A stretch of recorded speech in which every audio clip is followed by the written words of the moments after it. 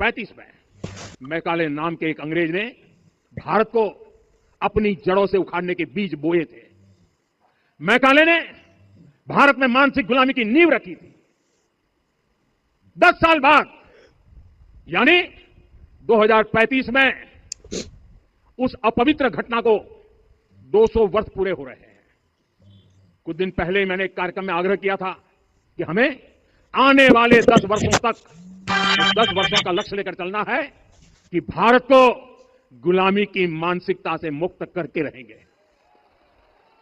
साथियों, सबसे बड़ा दुर्भाग्य यह है कि मैकाले ने जो कुछ सोचा था उसका प्रभाव कहीं व्यापक हुआ। हमें आजादी मिली लेकिन हीन भावना से मुक्ति नहीं मिली। हमारे यहां एक विकार आ गया कि विदेश की हर चीज, हर व्यवस्था अच्छी है और जो हमारी अपनी चीजें हैं उनमें खोट ही खोट है। साथियों, गुलामी की यही मानसिकता है जिसने लगातार यह स्थापित किया हमने विदेशों से लोग। देखिए, जिस गुलामी की अभी प्रधानमंत्री नरेंद्र मोदी जी ने बात की, इस गुलामी को तो सबसे पहले वहीं से खत्म करनी चाहिए। किसी भी आप नेता के लड़के को देख लीजिए, वो विदेश में ही पढ़ाई करेगा, भारत में पढ़ाई नहीं करेगा। क्या भारत की शिक्षा इतनी कमज़ोर थी या कमज़ोर है? तो शुरुआत आपको वहीं से ही करनी पड़ेगी, तभी आप जड़ों को समाप्त कर पाएंगे, वरना ये सिर्फ भाषण का भाषण ही रह जाएगा।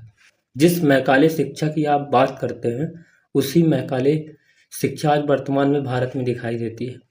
जैसे मैं एक छोटा सा उदाहरण लेके आपको बताना चाहता हूँ। उस संस्थान का मैं नाम भी लूँगा, वो था महिंद्रा संस्थान। उसमें मुझे अपॉइंटमेंट किया गया कि आप टीचिंग की जॉब कर लीजिए, लेकिन इंग्लिश मीडियम में मैं नहीं पढ़ा था। इंग्लिश मीडियम में मुझे ना होने के कारण मुझे उस संस्थान से बाहर कर दिया गया, क्योंकि आपसे इंग्लिश नहीं आती है। तो क्यों मैं हिंदी से बच्चों को नहीं समझा सकता हूँ? क्या हिंदी से समझाना मेरे अंदर काबिलियत नहीं थी कि मैं उन बच्चों को कन्विंस कर पाऊँ? नहीं, ये गुलामी की मानसिकता है, ये आपके अंदर।